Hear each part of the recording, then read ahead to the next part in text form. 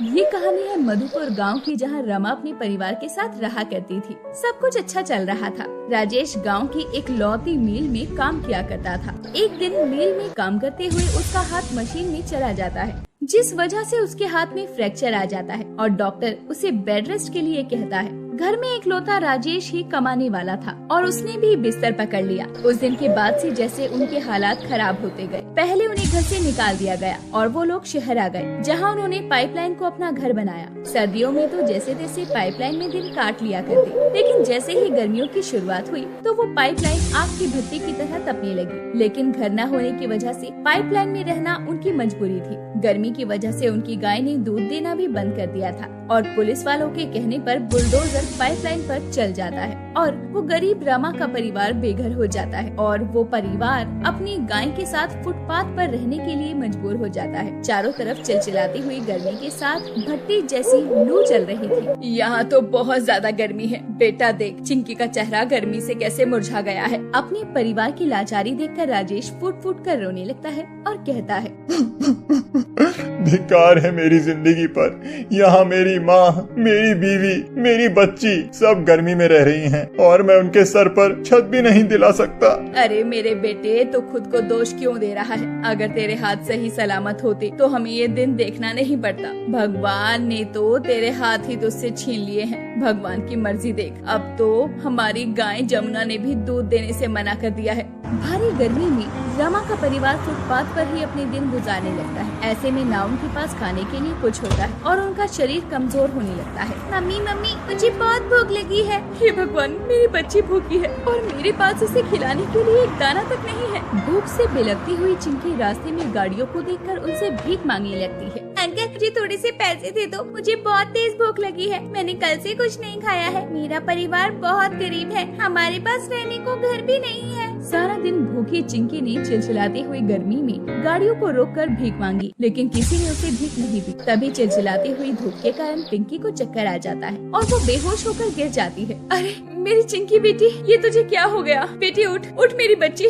माँ जी, चिंकी को तो बहुत तेज बुखार है। जब बड़े होकर हमसे ये जानलेवा गर्मी बर्दाश्त नहीं हो रही तो ये तो बच्ची है। पता नहीं उस पुलिस वाले को हम गरीबों को उस पाइपलाइन से भगाकर क्या मिल गया। माँ जी, ये गर्मी तो दिन पर दिन बढ़ती जा रही है। ऐसे में हमारे पास छत भी नहीं है, हम कैसे अपने दिन गुजारेंगे? ऐसा सोचते हुए राधिका की नजर अपनी गाय के गोबर पर पड़ती है और उसे अपने परिवार को इस गर्मी से बचाने के लिए एक रोशनी की किरण नजर आती है।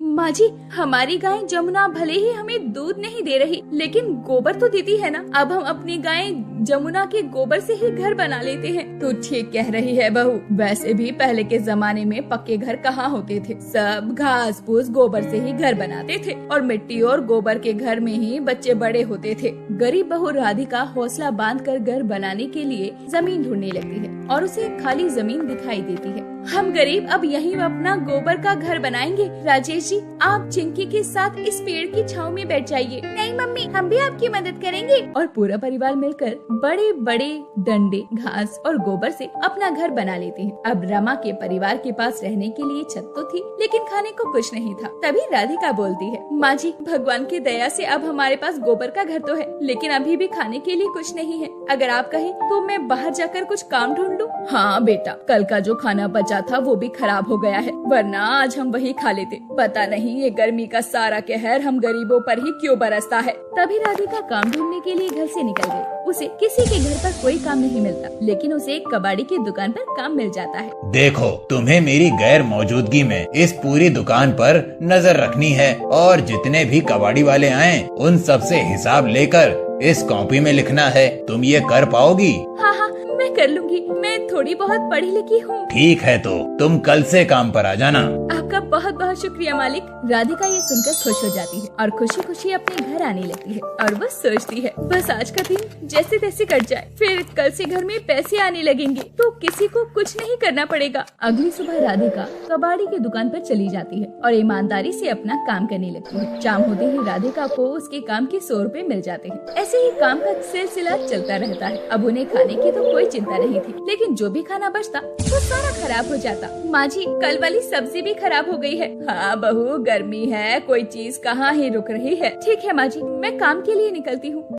ऐसा कहकर घर से राधिका निकल जाती है। उस दिन कबाड़ी की दुकान पर एक कबाड़ी खराब फ्रिज लेकर आता है। उसे देखकर राधिका बोलती है, भैया ये फ्रिज है क्या? हाँ बहन जी, ये फ्रिज है, एक बड़े घर से लाया हूँ, वैसे ये पूरा खराब है। हालत से भी पूरा खराब है, राधिका मन में सोचती है। इसे अलग से निकाल कर रख लीजिए, दुकान पर दिखा कर देख लेती हूँ, अगर ये ठीक हो जाएगा तो हमारे घर की परेशानी दूर हो जाएगी। राधिका दुकान से फ्रिज अलग ही निकाल कर रख लेती है और वो उस फ्रिज को अपने घर ले आती है। ये क्या है बहू? ये फ्रिज है माँ जी, आज से पहले जो हमारा खाना खराब होता था अब नहीं होगा। लेकिन ये तो दिखने में, माँ जी मैं जानती हूँ ये दिखने में थोड़ा अजीब लग रहा है, लेकिन मेरे पास इसके ऐप छुपाने का भी तरीका है। तभी राधिका बाहर गई और मिट्टी और गोबर का घोल तैयार करके ले आई और उसे लाकर फ्रिज पर एक मिट्टी और गोबर का घोल लगा दिया, जिससे वो एकदम नए जैसा लगने लगा।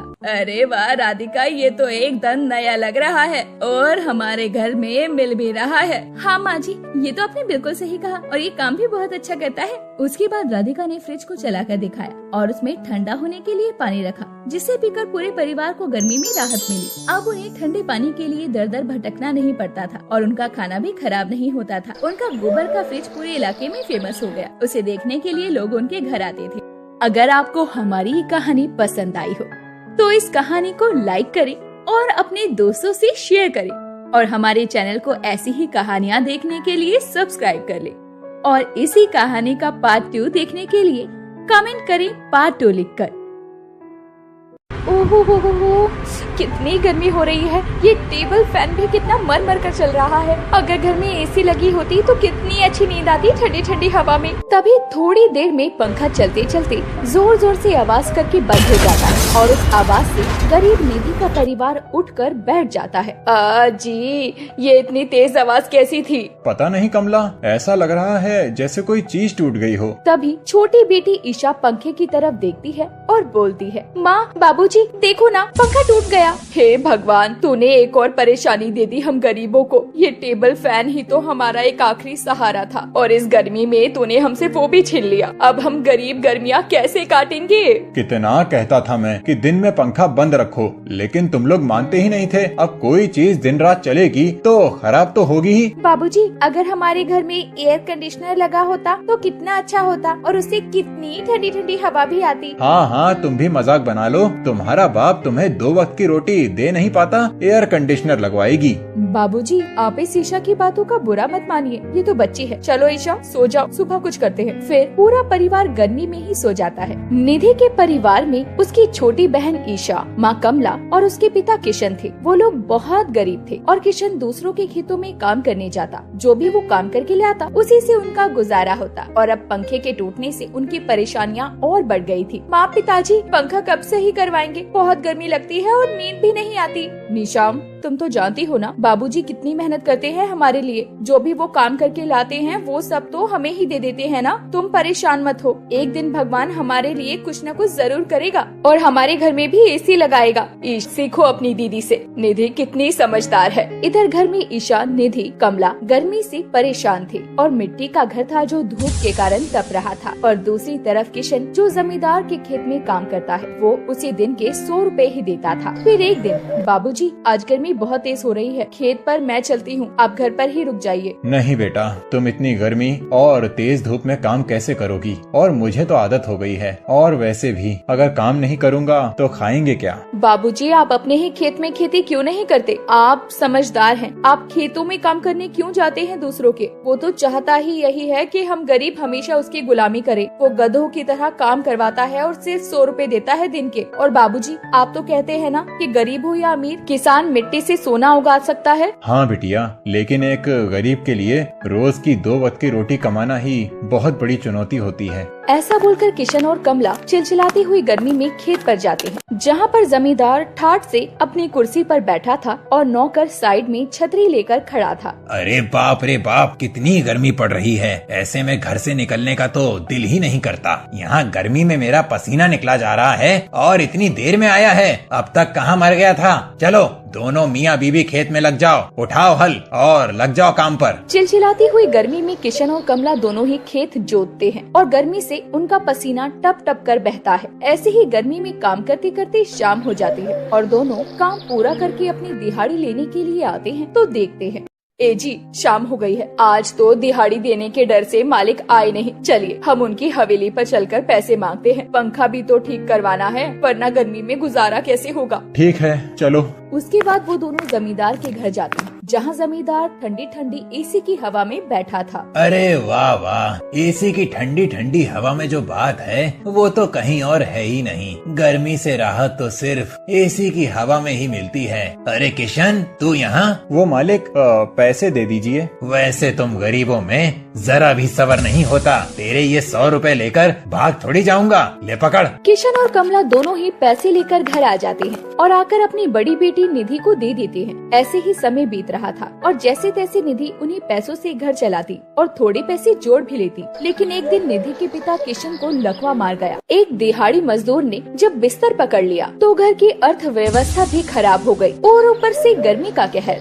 आप परेशान मत होइए, भगवान की मर्जी के आगे अब क्या ही किया जा सकता है। उसने दुख दिया है तो इस दुख से निकालेगा भी वही। हमारी बेटियां बड़ी हो गई है, बस निधि की 12वीं हो जाए और ईशा की 10वीं भी हो जाएगी, फिर सब सही हो जाएगा। मुझे तो कुछ समझ नहीं आ रहा, कैसे सब कुछ होगा। बाबूजी, आप फिक्र मत करिए, सब सही हो जाएगा। ज्यादा दिमाग पर जोर मत डालिए, मैं हूँ ना। उसके बाद कमला अपनी बेटी और अपने पति के लिए काम पर जाया करती, लेकिन घर में गर्मी होने के कारण किशन की बीमारी बढ़ती जा रही थी। फिर एक दिन निधि अपने पिता को परेशान और बीमार देखकर सोचती है, बाबूजी की बीमारी तो गर्मी की वजह से बढ़ती जा रही है। अगर हमारे घर में एसी होता तो बाबूजी ठीक हो सकते थे। क्यों ना माँ और बाबूजी के लिए घर में एसी मैं लगवा दूं। मेरे पास जो कुछ पैसे रखे हैं उन्हें देखती हूँ कितने हैं। निधि पैसे गिन रही होती है, तभी वहाँ ईशा आ जाती है। दीदी, ये पैसे तो वो है ना जो आपने जोड़े थे? हाँ ईशा, ये पैसे वही हैं, लेकिन मैं सोच रही हूँ बाबूजी और माँ के लिए घर में एसी लगवा दूं। लेकिन ये तो 500 ही रुपए हैं, इसमें एसी कौन देगा हमें? क्यों ना दीदी हम कोई पुराना एसी ले लें और आपको 500 तो मिल ही गए हैं। अरे ये तरकीब तो बहुत अच्छी है, चलो फिर हम एसी लेकर आते हैं। दोनों बहनें कबाड़ी की दुकान पर जाती हैं, जहां वो पुराने एसी की मांग करती हैं, लेकिन दुकान वाला बच्चियों को देखकर उन्हें खराब एसी दे देता है और उनसे 500 रुपए ले लेता है। निधि खुशी खुशी अपना एसी लेकर घर आती है और सबको चला कर दिखाती है। माँ, बाबूजी देखो, आपकी गरीब बेटी एसी लेकर आई है, अब हमें गर्मी में नहीं सोना पड़ेगा। लेकिन बेटा, तू इतने पैसे लेकर कहाँ से आई? माँ, ये कोई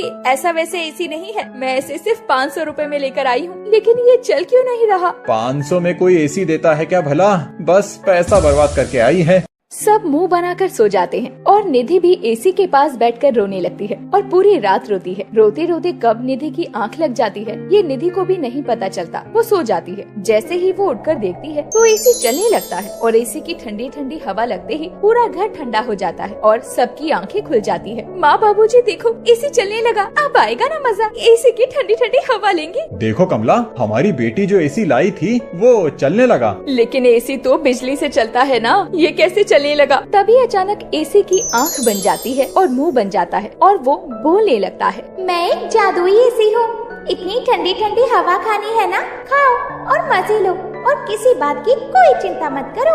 अरे वाह, ये क्या चीज है और ये कैसा जादू है? अरे ये एसी तो बोलती है, ऐसा एसी तो अमीरों के घर में भी नहीं होता। अब हम ठंडी ठंडी हवा खाएंगे। अगर आपको हमारी ये कहानी पसंद आई हो तो इस कहानी को लाइक करें और अपने दोस्तों से शेयर करें और हमारे चैनल को ऐसी ही कहानियाँ देखने के लिए सब्सक्राइब कर लें और इसी कहानी का पार्ट 2 देखने के लिए कमेंट करें पार्ट 2 लिखकर। Part 2 coming soon.